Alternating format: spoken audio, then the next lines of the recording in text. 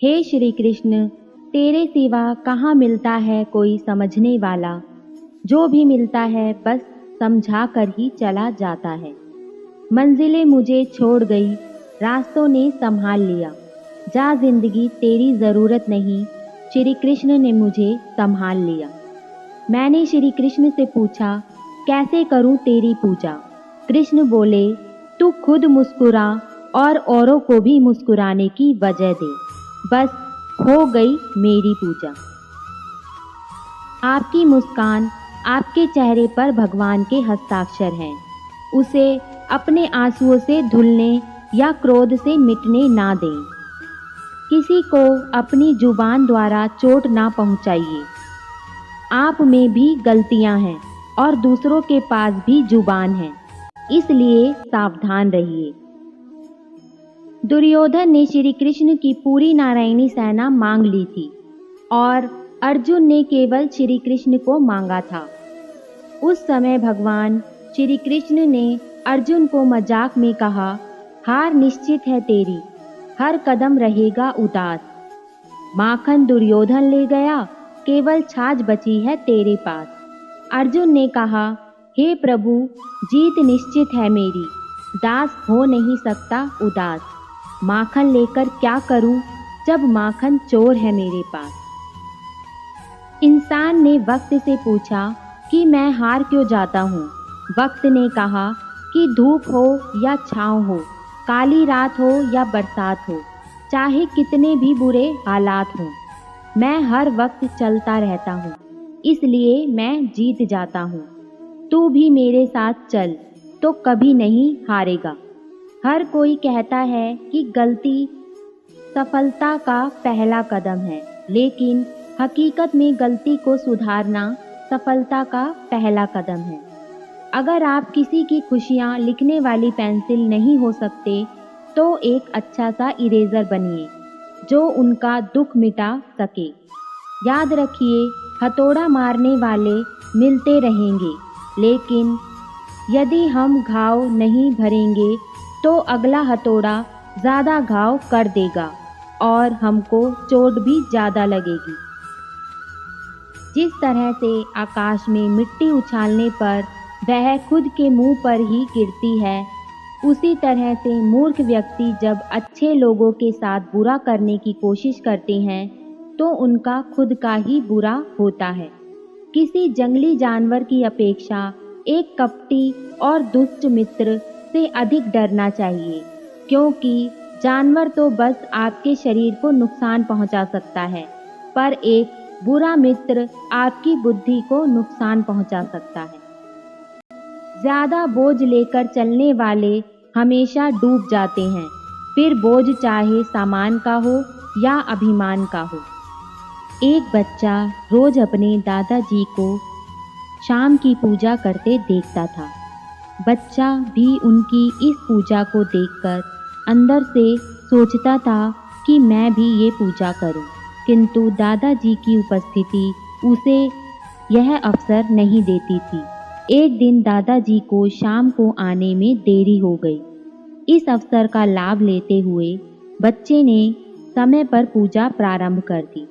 तब दादाजी आए तो दीवार के पीछे से बच्चे की पूजा देखने लगे।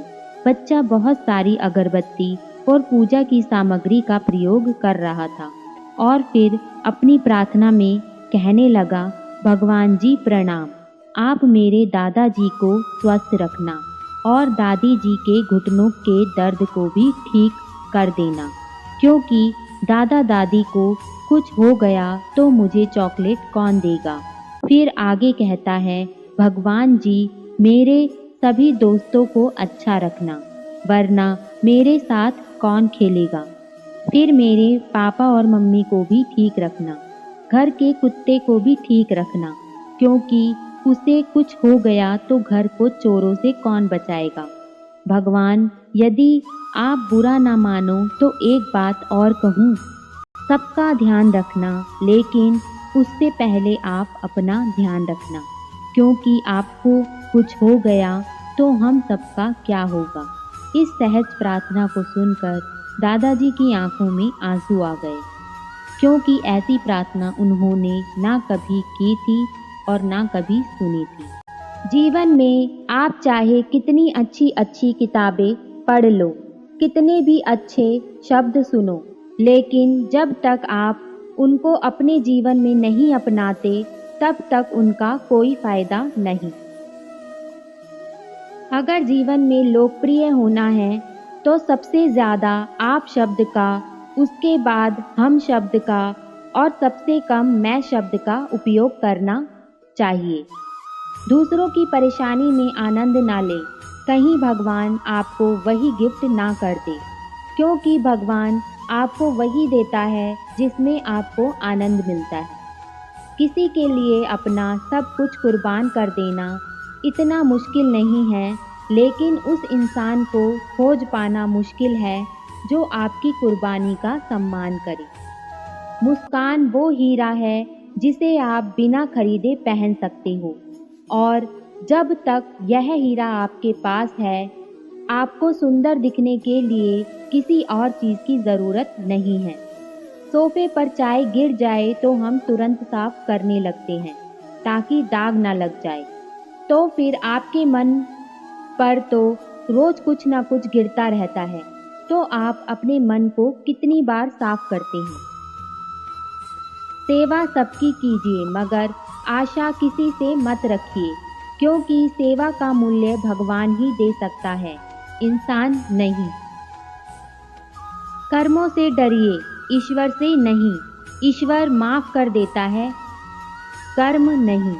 अटल सत्य है कि कर्म का फल व्यक्ति को उसी तरह ढूंढ लेता है जैसे कोई बछड़ा सैकड़ों गायों के बीच अपनी मां को ढूंढ लेता है। गरीब से करीब का रिश्ता भी छुपाते हैं लोग, और अमीरों से दूर का रिश्ता भी बढ़ा चढ़ाकर बताते हैं लोग। चाहे कितना भी कमा लो, लेकिन कभी घमंड ना करना, क्योंकि शतरंज का खेल खत्म होते ही राजा और मोहरे एक ही डिब्बे में रख देते हैं लोग। कौवा किसी का धन नहीं चुराता, फिर भी लोगों को वह प्रिय नहीं है। कोयल किसी को धन नहीं देती, फिर भी लोगों को वह प्रिय है।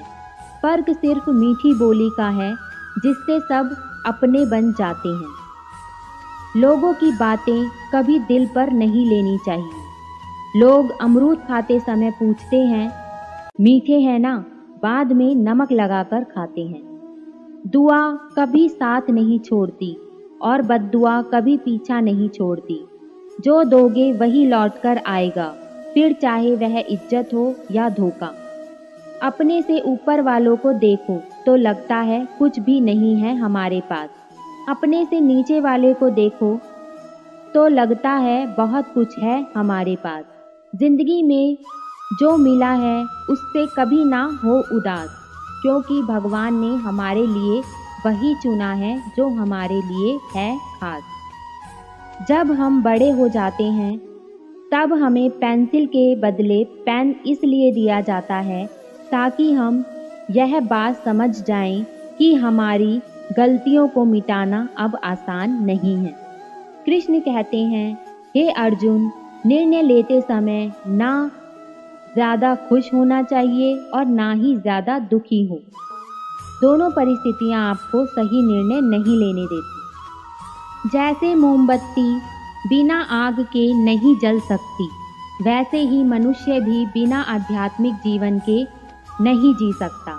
संदेह और शक की आदत सबसे ज़्यादा भयानक होती है, क्योंकि यह किसी भी रिश्ते को बर्बाद कर सकती है।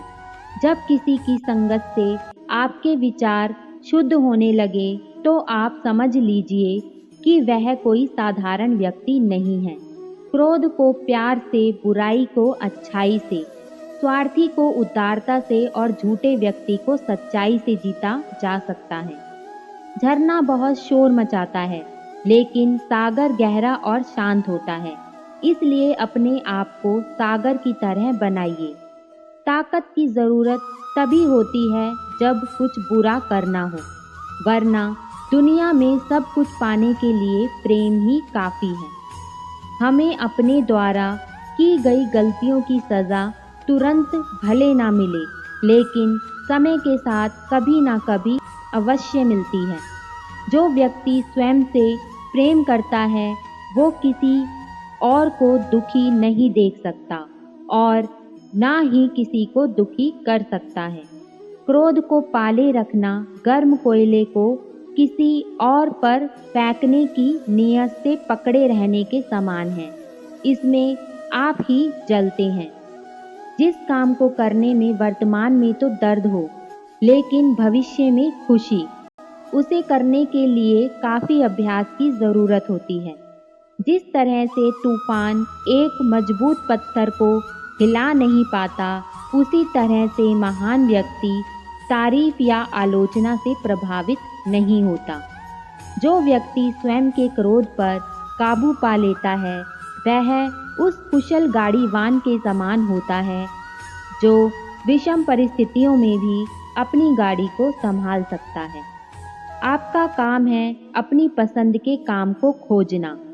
अपनी पसंद के काम को खोजें और जब वह मिल जाए तो खुद को उस काम में पूरी तरह से लगा दें। यही सफलता का मार्ग है। तो दोस्तों, यह थे आज के प्रेरणादायक विचार। दोबारा मिलते हैं नई सोच और नए प्रेरणादायक विचारों के साथ।